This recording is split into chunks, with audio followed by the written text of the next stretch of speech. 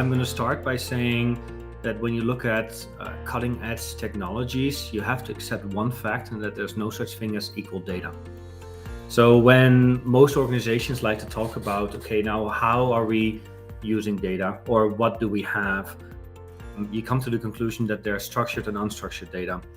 And for structured data, and that's kind of what everyone in the whole realm is talking about, you have tools like Dooley, Video, Crystal Notes, you got Instantly, Einstein, you got things like Copilot. And for unstructured data, which as Pavan mentioned already is 90%, and I'll cover that in my slides as well, there's nothing. There's very, very little to nothing. So I'm going to be talking a little bit about data classification, my experiences, what it means for security and anything else. And let me share my screen. So as an organization, we're a software vendor. I'm calling in from Alberta, Canada, where it's freezing, literally. And for the last several years, I've asked every organizations, large, medium, small, military agencies, police regions, real estate, secret agents, big airlines, and I've asked everyone all the way up to literally the biggest companies in the world. I asked them one question: do you know what data you have? And in the last 3 years, there's not a single organization that has dared to say yes. They all laugh and they all say, no, of course not. We don't have a clue. And same with big banks, and they have to do audits and everything else. They're not able to do it. So there's a whole bunch of reasons. Now, everyone is optimistic. Everyone is happy. But I kind of start keeping track. As Nim mentioned, there's millions of examples where tons and tons of data is leaked. It's all over the place. It's going everywhere. There's hackers with, hacker as a service platforms. 90% of all attacks start with either phishing or human error. And I kind of stopped keeping track. These are just some of the big ones. These are all public information. Data More itself, we're on the breach response team for several very large companies, and I'm talking at least 60, 70,000 users, where we actually analyze all the data and we go through it. And we often rise to the top when it comes down to executives, because we're providing options that simply aren't out there in the world. When it comes down to LinkedIn and all the evangelists and everybody, then they always tell you the same thing. You have to make data-driven decisions. Use Copilot, use this, use that. And while it makes complete and total sense, and while that is a fantastic strategy, if you leverage existing methodologies and technologies, even in Copilot, there's about 7 main steps that you have to do. The first step is understand your data. The second, label your data. So have a proper taxonomy system in place. The third, create a DLP policy. The next, how does it work with repositories, Office 365, and anything else? You have to manage your license, drive adoptions, and then you have to measure impact. So there's a whole large divide between what everybody wants us to do, what everyone is talking about doing, and what everyone in the world is actually doing. So one of the largest research firms a few weeks ago, called Canalys, they're a very large global firm in technology and security, and they basically said, listen, for 2024, the most important security focus is going to be data classification. We're aligned very well. So Pavan, for example, mentioned this exact same thing. The IDC estimates 75 zettabytes of global data, and 90% is unstructured. So the average organization, particularly enterprise, will have 6 or more different types of file systems or enterprise systems, storage systems where they put their data. 90% of it is unstructured. The amount of times that I go into a company where they're like, oh yeah, of course, we have Office 365, we have Google, we have this, we have that. Oh, we also have a 200 terabyte file drive. The times of that happening is almost 100%. And people come, people go, people inherit data, they inherit systems, they inherit all these applications. And then even when you think about data, there's more and more organizations that are starting to offer tools like data as a platform or this as a service. And so your data is going to be shared with all these additional vendors. When you talk about banks or airlines, suddenly we're talking about all kinds of alliances, partnerships. You go to a hotel, your data is shared with about 13 to 40 different other vendors. So everything you do gets shared, which means that you're building on a system that has more and more vulnerabilities.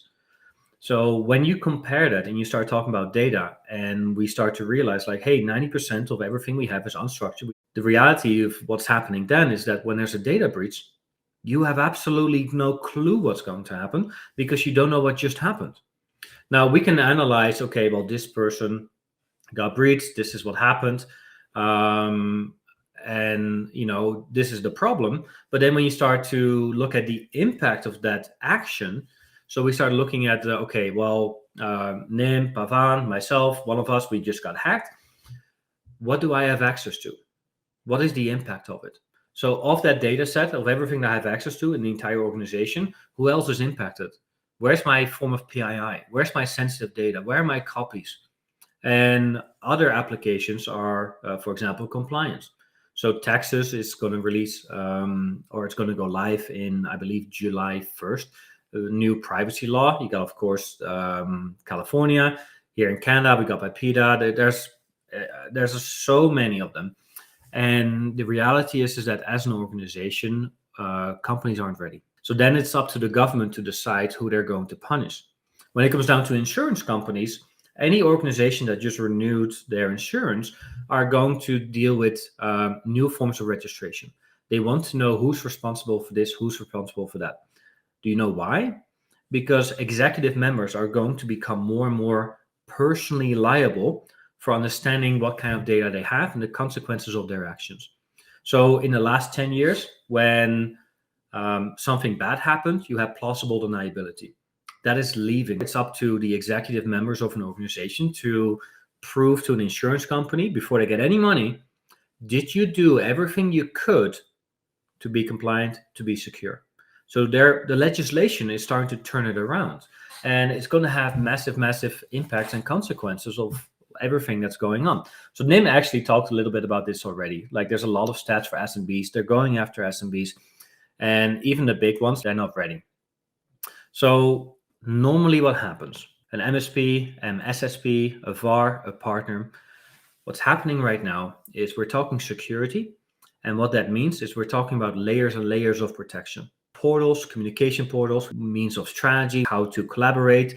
There's all kinds of tools. There's more options. There's SaaS platforms. There's so many things, but they're all creating more and more vulnerabilities. Because the reality is that once a bad actor gets access to the data, we're all lost. So if we then don't understand what data we have, what the consequences are of these choices, and what the consequences are of actions of bad actors, then we have to call in the legal experts, forensics from Deloitte, big teams just to find out what just happened, because nobody knows what data they have. Now, there's one company that came close. It was a small law firm here in Canada, and I asked him the question, like I always do you know what data you have? And the guy was like, no, but we have a pretty good idea. I'm like, please tell me more. He says, it's very simple. Anything that's older than 2.5 months, we delete everything. I'm like, okay. I said, that's pretty rigorous. And if you want to do so, you can, of course. You'd have to build a complete zero trust with zero access that's uncontrolled, and you'll have a chance. But for 99.9% of every other organization, understanding your data is really going to be key. So I'm going to talk to you a little bit about how we solve this problem, how we identify, how we manage, how we do everything else on the data side, and how that's going to enhance your security. Because if you're deploying Copilot and they're going to ask you to implement a $100,000 starting session for a medium-sized company, we need to understand how it works, where it works. So when it comes down to understanding your data, there's really two schools of thought. You can either start searching, crawling, or you can start indexing. If you want to search data, honestly, there's so many tools out there. You can use Microsoft Purview. There's things like Varonis. There's all kinds of security tools. There's data classification tool, identification tools. Some of them will pick up something. Some of them will not. Some are better. Some are absolute trash. So it's really good to have a conversation about what exactly it is that you're looking for when you're looking to identify, classify, and manage your data. We follow the school of thought of indexation. So what that means is the way that we work with military agencies, large banks, and secret agencies is because an indexation can take place in your firewall, in your environment. So this means that instead of being one of those guys that says, give me your data, we actually say, we don't want your data. We shouldn't have your data. It's your data. And so we index your data locally. But because we index it, the search results and everything else are available almost immediately, instantly. So instead of searching or crawling for specific terms like, hey, show me all PII information, show me all this, show me all that, it's on demand. So when we do a breach response, for example, we talk to large organizations and they give us names, they give us numbers, they give us product parts. They give us different definitions for data sets, vulnerabilities, copies, sensitivities, and we show them on the spot. Here's what has happened. Jaap got hacked. This is Jaap's data set, and the following 51 people have been impacted by this action. Should we automatically reach out? Should we delete, archive, everything else? So when we index all data, we then run over 14 million lines of classification. And this is starting from the realm of GDPR. That's kind of our bread and butter. That's how we were starting. We expanded this with the 11 privacy laws in America, all the ones in Canada. We've got customers, honestly, all over the place, from India to Japan to Brazil. We support all kinds of things. But we accurately define what is a driving license, what is a passport, when is something salary information, when is something a credit card, when is it not, when is it a false positive. So if I send an email with religious, sexual, ethnicity, I give information about my school, my credit card, my bonus agreement, my dismissal, I'll be able to identify any and all elements on the spot in seconds. Because a part of security and the compliance part is a lot of new legislation that give users the right to be forgotten. So what is PII? How do we identify it? And how do we make sure that our system is in concordance with the regulations and everything else that we're trying to achieve here? So the next thing that we do is we talk to organizations, why are we doing this? So usually we do big audits, we do breach responses, we do things for compliance, we do things for security, we show all copies of sensitive data across the board. And we really help organizations and start providing them with insights like they've never had before. So when you start planning for your Copilot and you're dealing with 90% of your data being on file drives and anything else, and you think you can utilize that data to accurately work with Copilot, you're mistaken. Depending on how much structured data you have, you'll be able to use that little piece of data, import it into Copilot or any of the tools I mentioned at the beginning of my little presentation here. And you'll be able to feed that structured data. And most of the times you'll be very efficient in outreach, right? ChatGPT, rewrite this, rewrite that. And Nim already mentioned that there's been also OpenAI, for example, got breached. We were at a big CIO event in May, and everyone was talking AI, OpenAI, everything is OpenAI. Everyone was bragging about how much they use it. It's the next great thing. A day later, when I had my presentation, it became public that OpenAI got hacked, and all information that everyone has ever entered is now public. So Samsung, for example, in 3 different circumstances, their engineers dropped core Samsung code into ChatGPT with the query of optimize this data for me, not understanding that it's public information. So their code is now public information. So many organizations are now actually adopting do not use QR codes. Sorry, Nim. But also, and I have them on my business cards too, so I'm just as guilty. But it's the same with any form of code, GPT, any form of AI.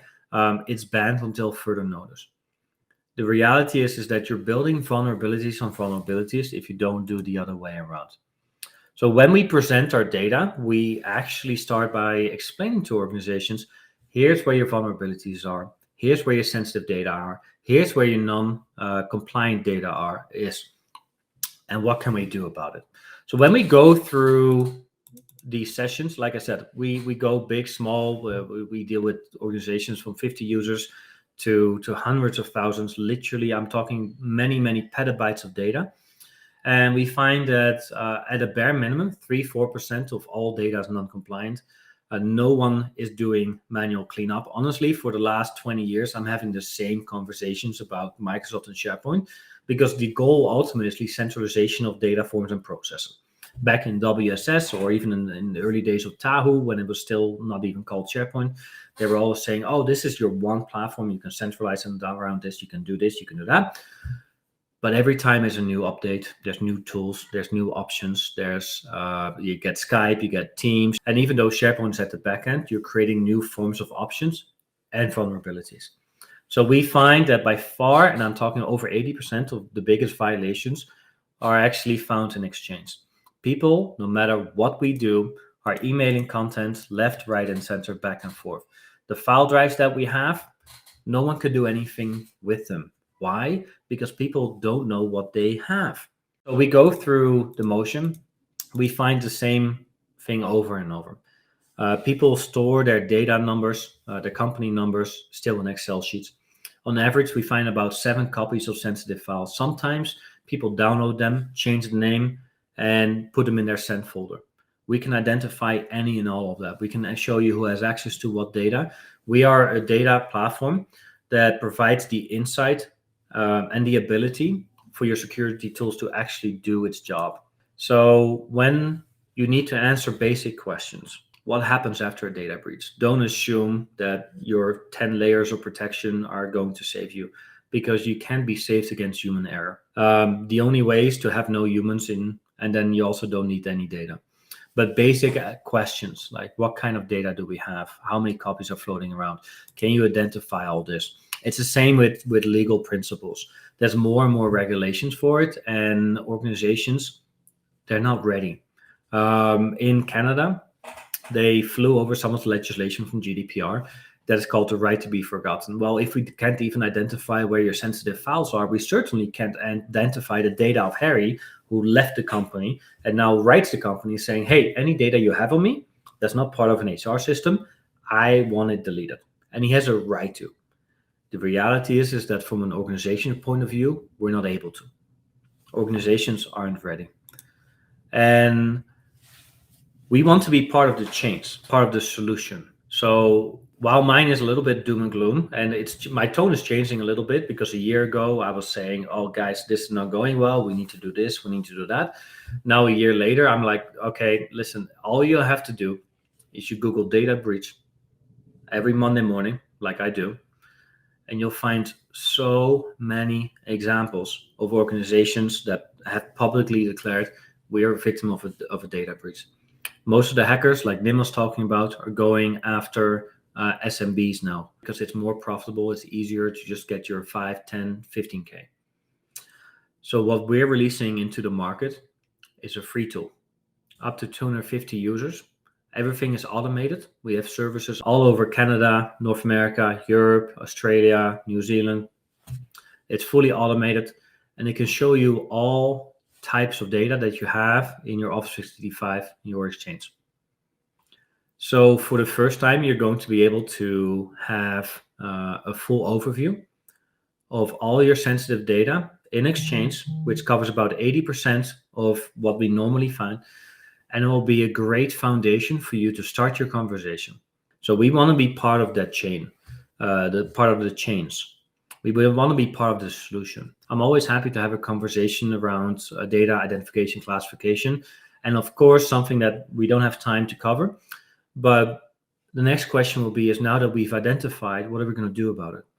Are we going to enable Microsoft security to correctly classify data. So, for example, when we talk about sensitivity labels, retention labels, when we talk about endpoint protection, are we making sure the right data is at the right place, or are we keep ignoring 90% of your data only to control the small amount of structured data with 10 layers of protection that will all fail with human error? We do have a lot of questions. How can event planners proactively mitigate data security risks through legal preparedness?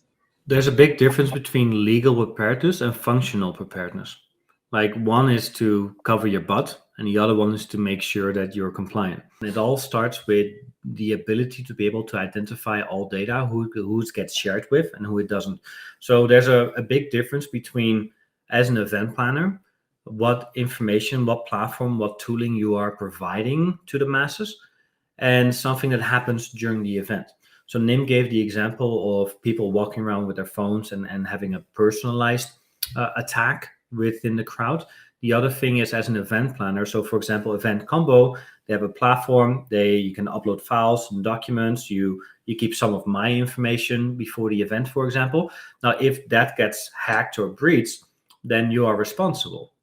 So when it comes down to the functional structure of data, having data at the right places, at the right location, shared with the right people, is at its core. The reality is that when we're talking about unstructured data, so if we're talking about very large events with many thousands of people, you're going to have servers, you're going to have data, and to understand that you have the right data at the right place with the right people accessing it is going to be key. It's going to be very, very difficult, because now we're start talking about structured and unstructured data on servers serving the purpose of many people. But it's not just event planners. The same applies to any organization, like little non-for-profits with a few hundred users. They're still communicating, still have the partnership. So event planners itself are just a tiny example of how it could be beneficial to have the right data at the right place and have it classified. It sounds good. Are cameras still efficient for monitoring crowds as an affordable alternative to RFID, especially for insider threats? Says, and cameras use facial recognition, disclosure of use, and strong biometric data and facial recognition data is very important and must have explicit consent. Burden of security will also be very high. So two things. First one, when it comes down to storing data, biometric data in a whole bunch of different states in North America is, for example, extremely rigorous when it comes down to legislation. So if you're in the process of storing data, which in this case is biometric, which also is in the same sector of COVID certificates or pharmaceutical information, healthcare information, or anything, particularly biometric, is extremely strict. So when, for example, I go to the airport, I flew to, was it Los Angeles 2 weeks ago, and I go to the US Customs, and I don't show my passport anymore. The guy goes, "Hello, Mr. Mantel." I'm very confused, but hello. And he has all my information. I said, "Do I need to do my fingers?" Like, no, we have all that. So even when it comes down to border security, they store the data, but they're very specific about how long they're storing it, particularly if you are a citizen or a non-citizen. So in Illinois, for example, they have very specific rules on biometric data, how long they're able to store it, and everything else. So there are, well, whether it's efficient or not, it's different. But when it comes down to storing data, at least being able to identify the data with the right policies, with the right security measures, and anything else is very important. So another thing is that Ancestry.com, that site that you send your DNA to and they give you all that information, they were hacked last year. So they're part of a really large group called the Blackstone Group. And like I said, I'm dealing with the largest companies in the world. So the Ancestry data, including the biometric data, is now all publicly available. And there's even talks about bad actors formulating bioweapons based on data breach that happened with biometric information. So if you don't want to be responsible for that data, either morally, ethically, or financially, you should be extremely concerned about collecting very sensitive data. Okay.